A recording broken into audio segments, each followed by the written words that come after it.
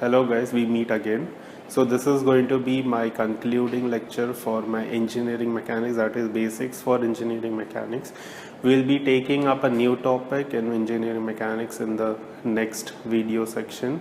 So if you have any doubts related to this topic, you can just comment below.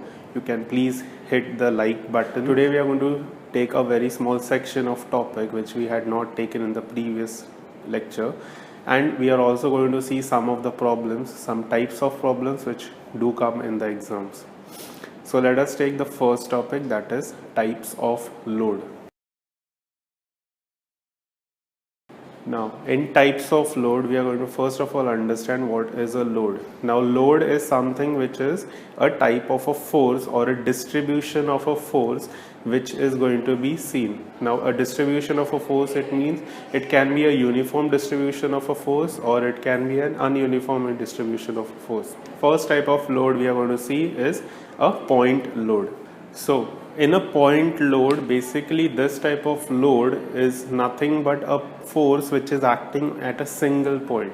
So you have this object over here. Let us assume that this is a rod. On this rod there are three forces which are acting at a single point. So that is why this type of loading is called as a point load. In this case, what we do is basically we take, whenever we are analyzing, we find the components of it or the required things, resolutions of it, resolutions of the forces which we have seen, and then the analysis of that system is done. The second type of loading which we are going to see is UDL, which is uniformly distributed load. Now, in uniformly distributed load, it is basically the forces are distributed evenly about a certain length. So that is represented by these arrows. Either it is represented by the arrows or it can also be represented by semicircles, consecutive semicircles. Now, if I want to find the net amount of force which is going to be applied because of this UDL, first of all I have to understand the units for the UDL. The unit for UDL is given by Newton per meter.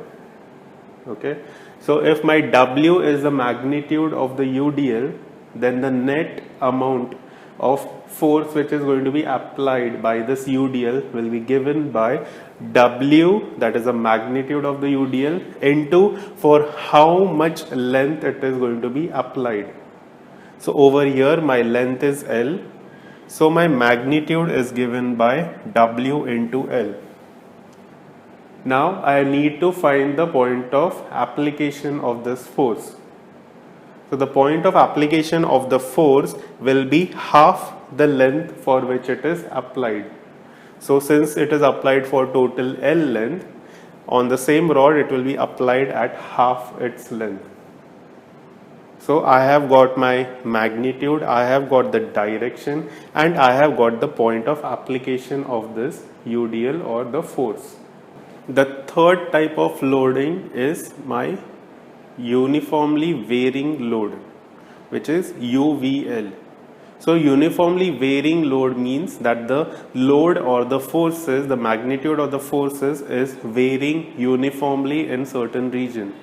It is going to go from a zero value to a maximum value. UVL is represented by this triangular characteristics in which this side represents the zero of it. Like it will be increasing from a value of 0 Newton per meter till a value of W Newton per meter.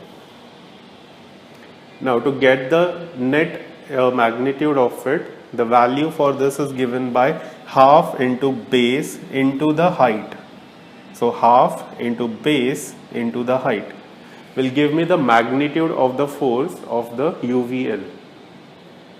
To get the point of application of my UVL, it is given by L by 3 of the length. Now this L by 3 is always taken from the base of this. So this acts like a base over here. From this point, it will be L by 3 from that point. So this is my point of application of the force. This is the magnitude and this is the direction. So this is how we represent a UVL whenever it is coming in a problem. The last type of load is my trapezoidal load. Now in trapezoidal load, as the name suggests, it is in the shape of a trapezium. So you can see that there is a trapezium which is formed over here. Now to analyze a trapezium, you have to know the UDL and the UVL concept. So what we do is we split this trapezium into a UDL and the remaining part as a UVL. So if I draw a parallel line over here, so this section represents my UDL. If I want to analyze that UDL, what I will do, I need to find what is the value of my UDL. So that is given by this W1. So the least value of the trapezium is giving the UDL value. So W1 is the UDL value, and I know that the magnitude of a UDL is given by the UDL magnitude into the length. So it is W1 into L. And the point of application of a UDL is given by half the length. Now the remaining section is my UVL, which is uniformly varying load. So for uniformly varying load, I need to find the maximum value. Now the maximum value over here is W2, but I have to understand that I have already taken a part of it, which is W1.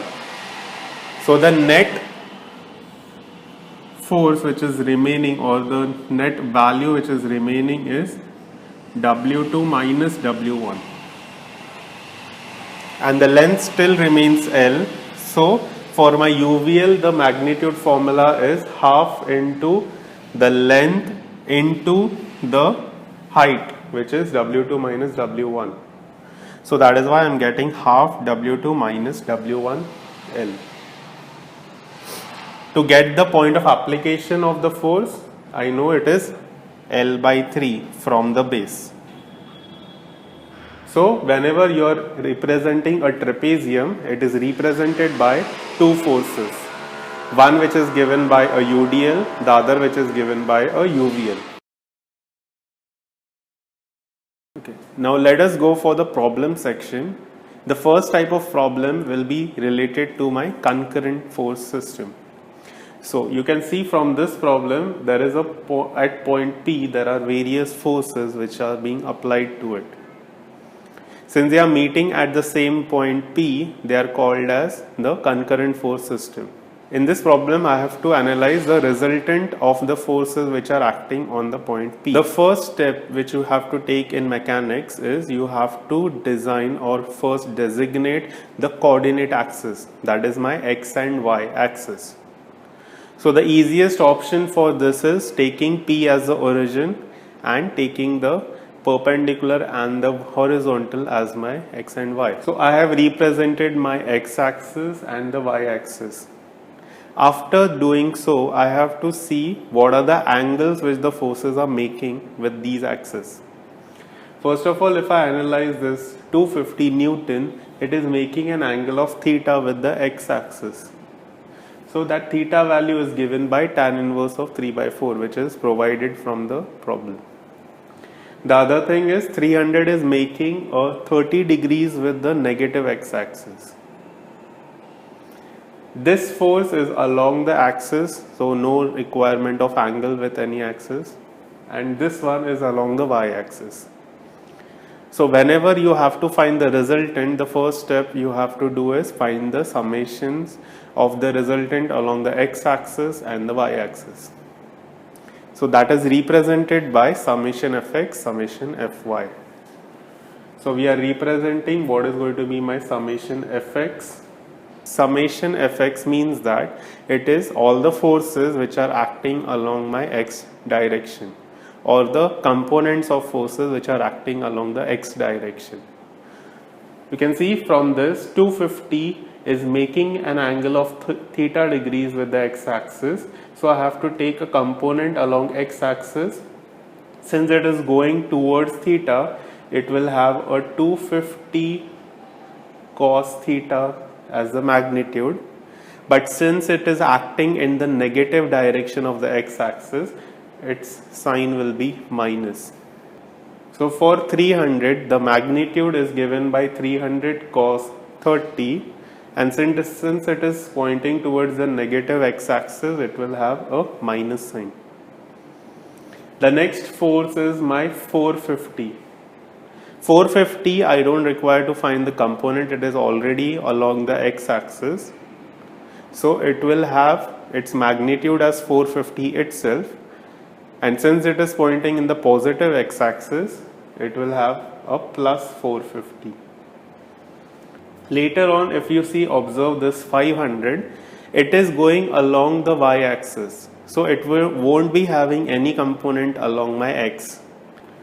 If you find the answer for this, that comes out to be negative 9.8 newtons. Now let us go for the next step, that is finding my components along the y, the summation Fy. Now summation Fy, I have to consider again this force which is making an angle with the x-axis theta. So I have to take a component along the y-axis. It is going away from that theta, so it will have 250 sine theta. And since it is pointing towards my positive y, it will have plus as a magnitude. Then next is this one. It is going to point downwards, and it is also going away from that theta, so it will have a minus 300 sine 30.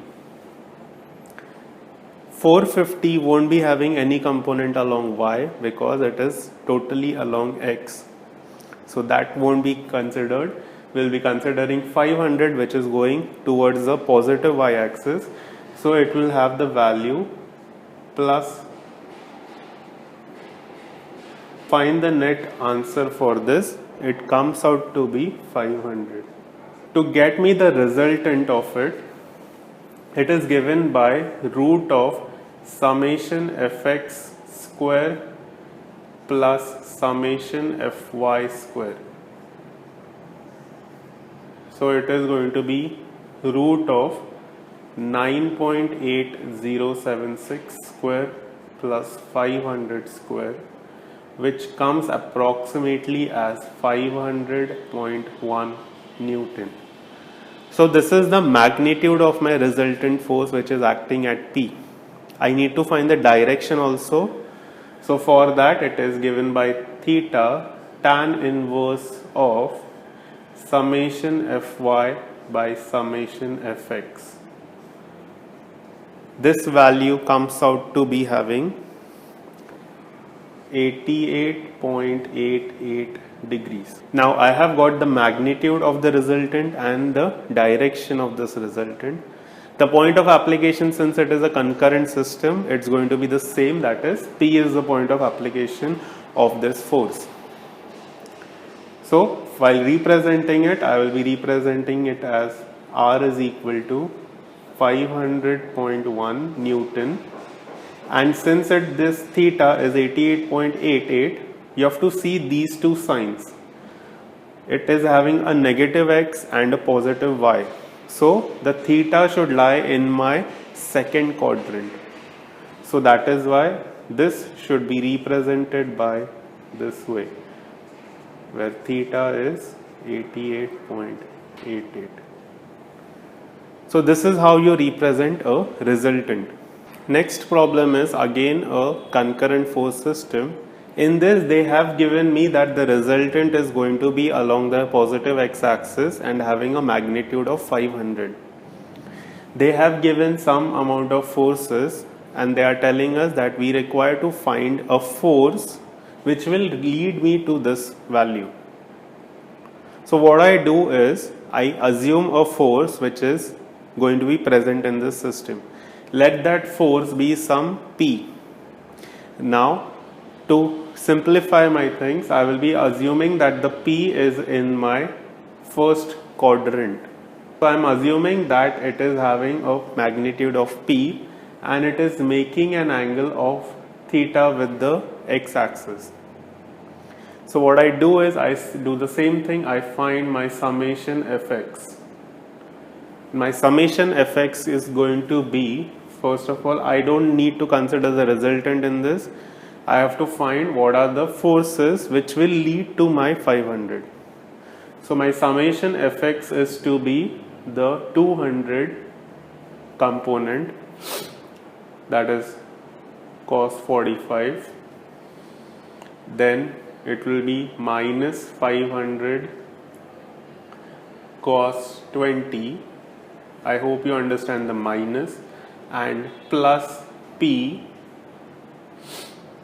cos theta. Now this summation fx is basically the resultant value. The resultant is having a magnitude along the x of 500.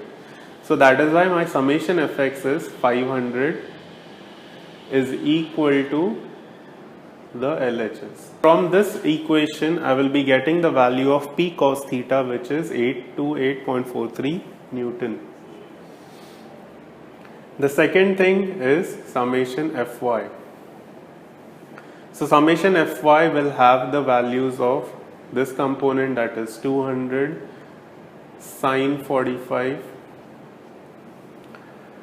minus 500 sine 20 and minus 2500 plus p sine theta. So from this, if I solve this, I get summation Fy as 0 because there is no component of the resultant along my y-axis. If I solve this, I get the value of p sine theta. If I want to find what is the value of p, what I do is simply square and add these two equations. So if I square them and add them, I get this. From this, if I take p square common, so I get cos square theta plus sine square theta, which is an identity for trigonometry which has the value 1. So from this I can get my value of p. So from this equation I can get the value of p. So this is the magnitude of p. I have to find the direction of the p. So that will be given by theta is tan inverse of 2529.87 divided by 828.43.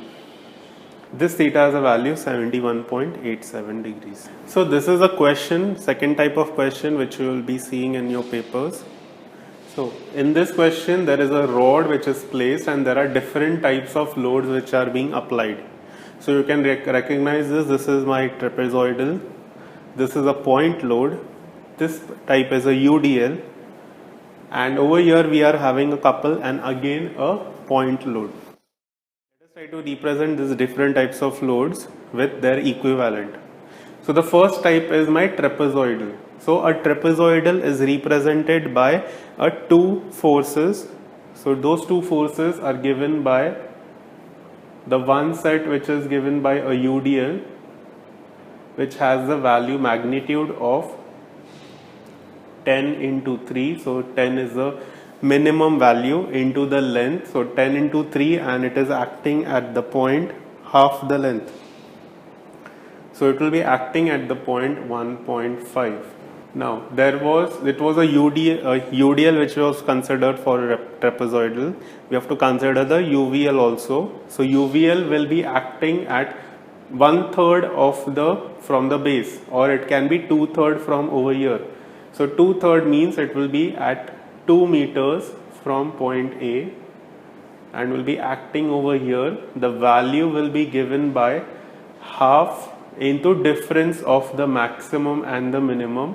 So 20 minus 10 into the length, which is 3. This 50, which is the point load, will be represented by as it is, and it is taking a distance of 5 meters from A. This is again a UDL which is represented by a single force with the magnitude of 5 into 4. 5 was the UDL magnitude into 4 was the length. Now this is going to be acting at the point half the value, so that is 2 meters. The couple is represented as the same because couples basically do not have any forces, net forces which are acting. They have only the tendency to make the body rotate in a clockwise or an anti-clockwise. So there is no force representation for a couple. They will be as it is. This becomes another point load. We'll be keeping it as it is. Okay. So now I have to consider first of all the axis. So let me consider A as the axis, A as the origin. So this becomes my x-axis, this becomes my y-axis. I can consider any axis, I can consider even D as my origin, and accordingly I will be doing the analysis. So let me take that A as the origin. I need to find the angles which these forces are making with the axis. Over here all the forces are basically parallel to my y-axis, so they are basically in the direction of y. Only force which is not in any axis direction is this particular force. So I need to find what is the angle which it is making. This angle over here was given to me 60 degrees, so this becomes 60 degrees and this would be then 30 degrees. So this force is making a 30-degree angle with the axis, that is with the x-axis. Now the only thing remaining is my summation fx, summation fy. So my summation fx. So in summation fx I am only having this particular force which is acting. So that will be 100 cos 30 kilonewton. Next one is summation fy.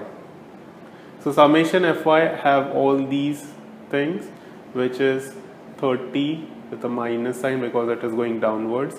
This is 10 into half, which is 5, 5 3s are 15, which is again negative 15, then minus 50, and then minus 20, and then component of this which is minus 100 sine 30. So this gives me the value minus 165 kilonewtons. Next I have to find the resultant. So resultant is given by root of 86.60 square plus 165 square. I have to find my theta. So theta will be tan inverse of 165 by 86. You don't consider the negative angles, it will be considered when you're considering the coordinates or the quadrant in which they are lying. R is basically having 186.35 and angle which it is making is, it is having a negative y and a positive x. So it's lie in the fourth quadrant. So this is how my force is going to be represented, that is the direction. Since this problem is no longer a concurrent force system, it is basically a coplanar system, I have to understand at what point is this resultant going to be applicable. The problem was asking to find the resultant point of application along this bar from point A. So in this I have to calculate what is the moment of the forces along the point A, and then I have to find what is the distance of that force from point A. So let me calculate first of all what is the moment about point A. So I am calculating moment of point A. So moment about point A. So I have to consider the forces and the distance which they are making. So this is my 30 kilonewton. It is going this way. So about A, it is making this object move in the clockwise direction. So a clockwise direction will have a negative sign. So it will have the magnitude of 30 into the distance, that is 1.5 from A, and negative sign because it is having a anti-clockwise motion.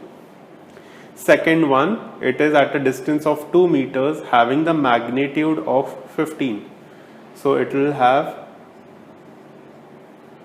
15 into 2 with a negative sign. Next one, I am having this 50 kilonewtons. So it is again a 50 minus into the distance, that is 5. Next one, this is 20. It is again minus and at a distance of 7. Next I am having this couple. As you can recollect, a couple does not depend on what point of about what point we are taking the moment. So basically a couple will have the same value throughout the problem. So it is going in the anti-clockwise direction. So that is why it will have a positive 50. When you are considering this particular force, you have to be very careful. You have to take two components for it. First of all, you have to take the x component and find the moment for it. Then you have to consider the y component and then find the moment for it. So the magnitudes of the force along the x and the y are the first important thing. So we are taking the x component. So this is given by 100 cos 30, which we have already seen. The y component is given by 100 sin 30. To consider the perpendicular distances of the resolutions of the forces. So if I consider the x component, it is having a perpendicular distance given by this value. This distance, if we calculate, that is going to be 4 sin 60. If we consider the y component, we have to consider this distance from here. So it will have totally from here till here 9 and then addition of a 4 cos 60 from the point D. By calculating the moments, I get the value as minus 1265 kilonewton meter. So this gives me the net moment which is applicable on this particular object. I have to find what is the point of application using my Varignon's theorem. So when we are applying the Varignon's theorem, I have the formula for Varignon's theorem, which is summation MA, that is moment of all the forces about A, will be equal to my resultant force into the perpendicular distance from point A. Now in this problem, they are telling me that I want that force to lie on this rod. So at what distance should the resultant be lying? That is a question given to me. Now if my resultant is lying at this point with the given magnitude and direction, if you see that it will be only the y component which is going to be making the moment possible, because the x component is going to have the direction which is passing through A. So the perpendicular distance of that component will be 0. So that is why I only consider the Fy, summation Fy of the resultant. So I am getting minus 126.5 is equal to minus 165 into D. So while calculating, I get D as 7.67 meters. So basically my resultant should be at a point of 7.67 meters from point A. So that is how you find the resultant of a force of a coplanar force system. Thank you for watching the video. So we are winding up with our session. In the next, we will be taking up a new topic which is related to engineering mechanics. Also, I would like to remind you to please go and watch our other sections of videos, which is related to mathematics and electronics. Thank you for watching our videos. If you have any doubts, please do share in the comment section. For information on us, you can go and look it in the about page. It will also give you the schedule of the videos which will be coming up in the month. Do like and share and subscribe our channel. This will help us make more videos like this on different topics. Do watch videos on other topics also. Thank you and keep learning.